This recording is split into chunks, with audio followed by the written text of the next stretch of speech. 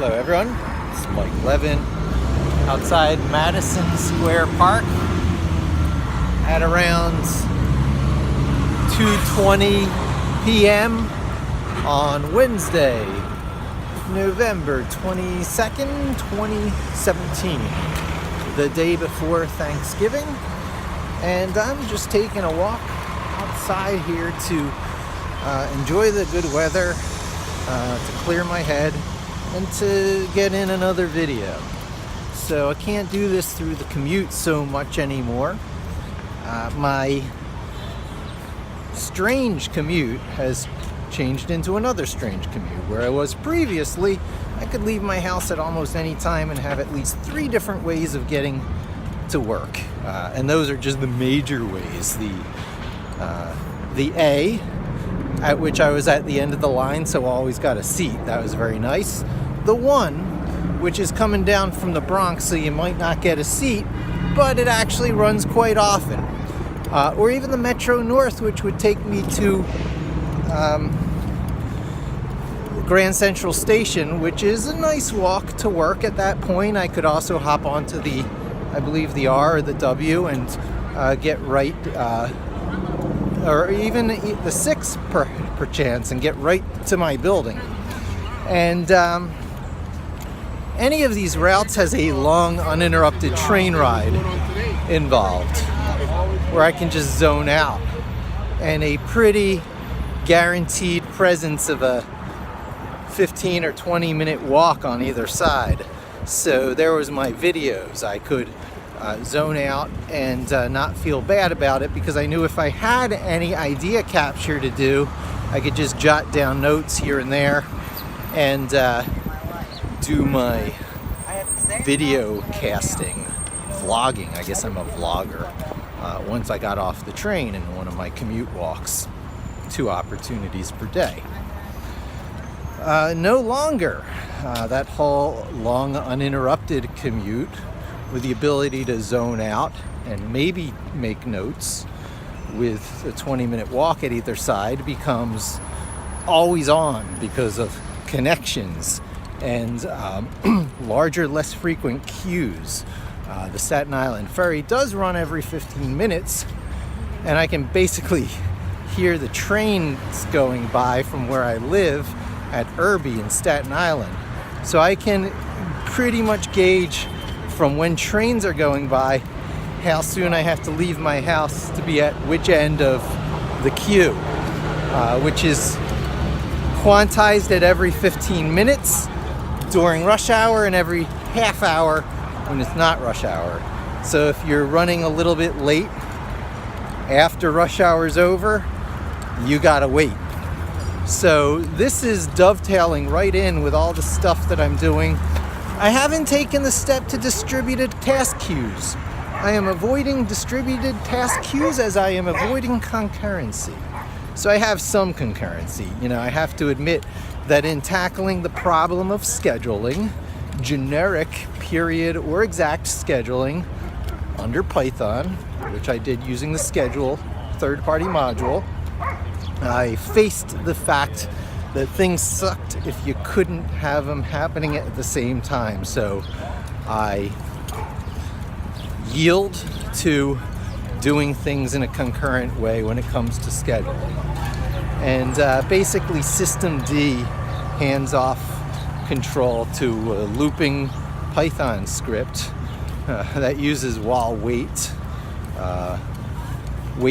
while true, which I still really can't get over, is a legit Python thing, but that gives you that kind of, some service waiting there for any kind of interaction state that you generally want with things like web servers and such. And you can write a web server in Python in like 1 line of code. So what I'm doing is I'm running a python.py file, which itself allows period or exact scheduling, that is to trigger something to happen every day at a certain time of the day, or to happen every X units of time, like every 10 minutes forever. I have this starting with a web server using the systemd, I guess, background daemon task scheduler. I guess it's roughly equivalent to what Windows people would know as task manager. And it just sort of makes sure it ties into the OS. This is the kind of place where operating system level services are actually used. So an operating system will go, here's the kinds of things I can do for you. And a language like Python that sits on the operating system as a platform can say, hey, can you do this for me? And when what the hardware can do for you matches up with what you're asking for from Python, you can get this wonderful magical world where web servers are one line of code away, or a scheduling system can be implemented entirely under Python as if it were an operating system level service, reliability wise and such, because systemd that launches the python.py file is also watching for things like that script exiting and will relaunch it. So you've got essentially a task responder watching out for you. The only things that can keep that from running is actual bad syntax code in your Python script. If the interpreter chokes on that, the respawner will just attempt to rerun it and exit with the error at every interval you set it to respawn. So, yeah, I am retooling a lot of the stuff in my head because, you know, I used to do this kind of stuff under all kinds of contexts. Old-fashioned Unix cron was always a reliable way to do it. Using batch files that were sitting under cron.daily, cron.hourly, a very Debian and Unix type approach. And I've also done it under Microsoft Windows Scheduler, having bought into the whole IIS SQL Server, Active Server page stack once upon a time, as I had, but, you know, that had really let me down and disappointed me. The move to .NET was not a move I could make. It was going in a place I could not go. It set off all my alarms about vendor dependencies, vendors essentially doing things to create ecosystems that you have to buy into and become beholden to them. And I just couldn't do it, not after a whole retraining would be necessary just to move there, where everything was Java-like instead of, I don't know, PHP or Perl-like, which is what it was like under VBScript. So, yeah, let's see, where am I going with that? Yeah, fool me once, shame on you. Fool me twice, shame on me. I won't get fooled again. So I had been fooled in previous years by things such as the Amiga computer, which, as wonderful of a platform as it was, and how brilliant of a career launcher it was, and how brilliant and worthwhile and life-enriching all the people that I had encountered during the Commodore Amiga phase of my life were, the Amiga is basically a dead end technology lineage-wise. It didn't go anywhere and become things that yield competitive advantage to you in this modern day, except for the fact it was completely based on Linux or Unix. Back in those days, you were basing it on Unix concepts, where people like Dale Luck, I think there's a Dave Needle in there. I hope I get the names right. Dale I know personally, or I knew personally, and I know he had a major role to play in the Intuition operating system, which got much of what was brilliant and great about Unix into the 256K. That's not megabyte, it's not gigabyte. The 256 kilobyte, that was the Amiga's working program memory back in 1987, 86, 87 when it came out, not too long after the Commodore 64. The Amiga was in the lineage of the Atari computers. Believe it or not, some of the Atari engineers, namely R.J. Michael, Jay Miner, let me get this straight.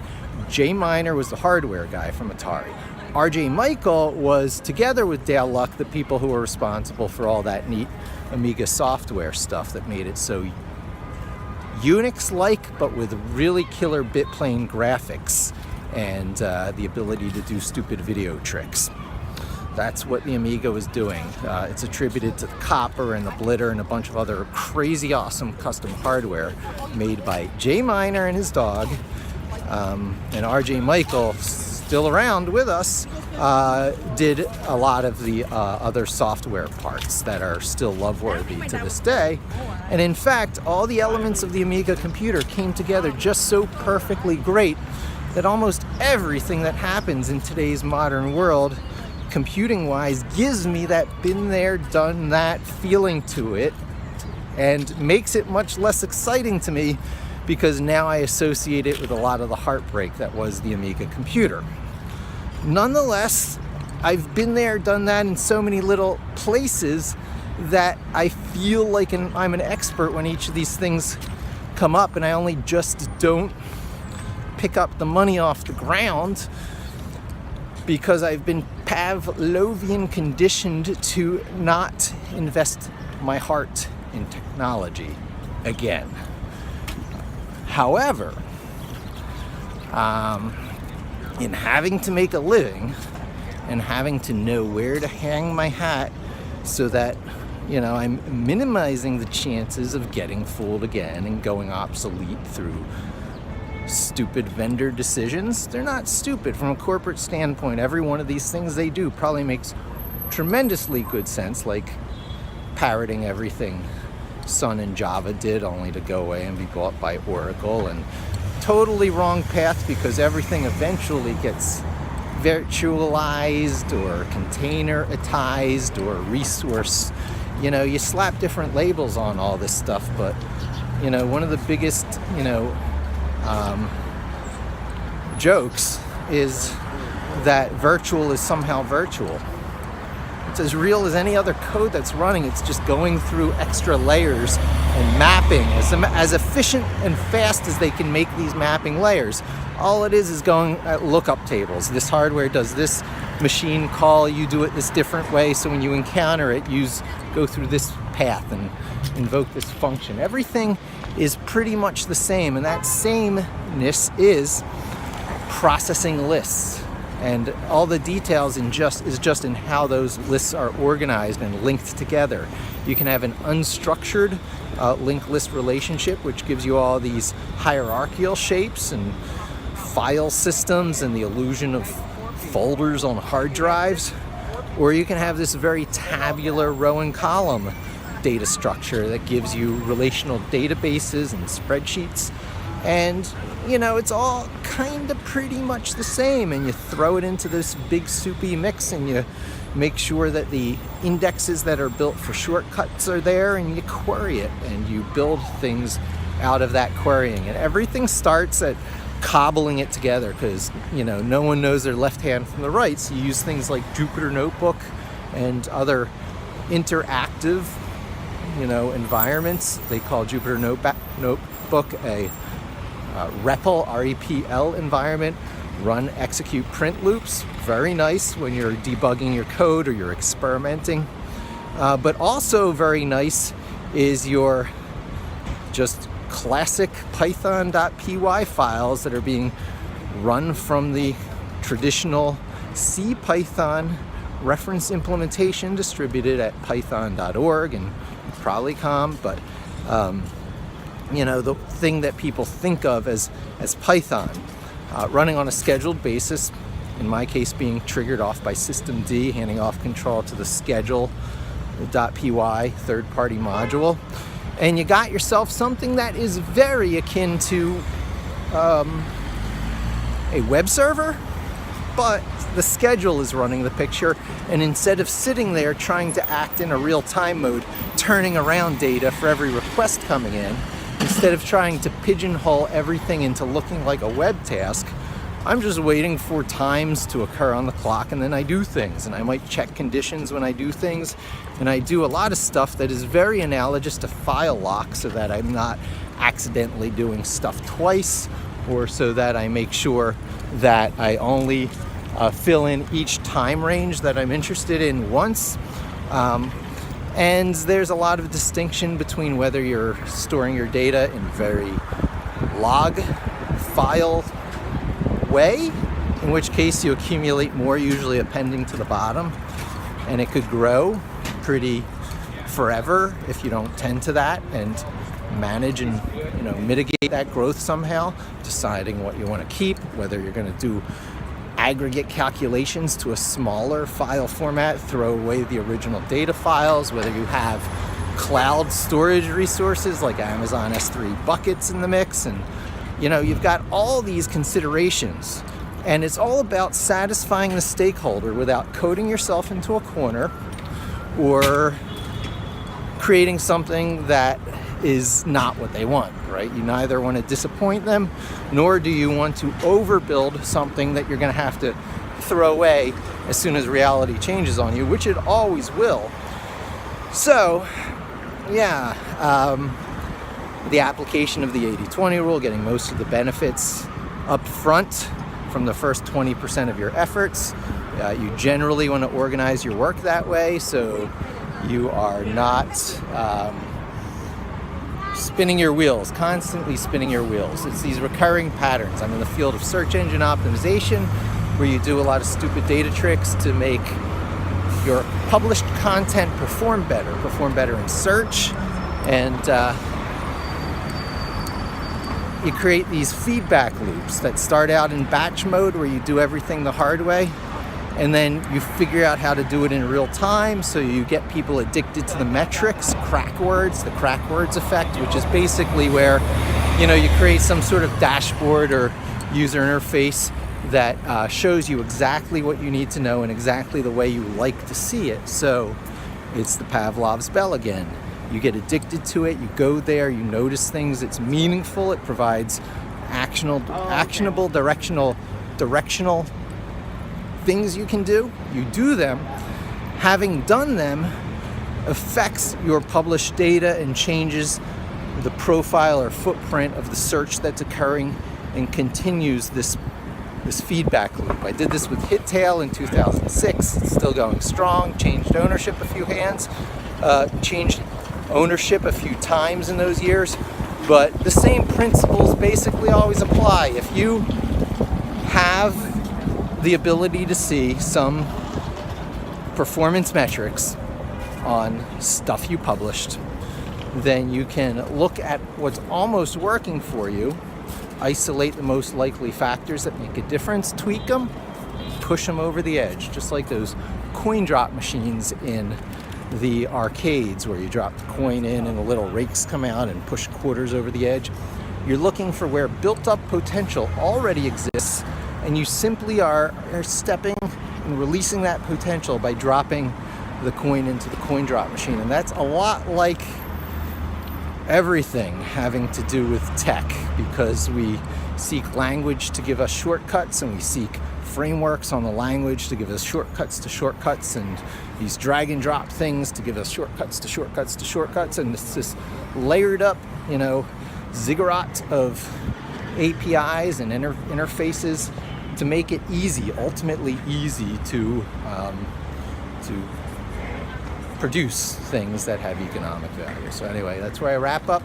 Did my little walk to clear my head and to sort of plan out my next steps, cleansing the palate, such as it were. Back to work, and happy Thanksgiving to everyone, and I will talk to you all soon. Don't forget to subscribe.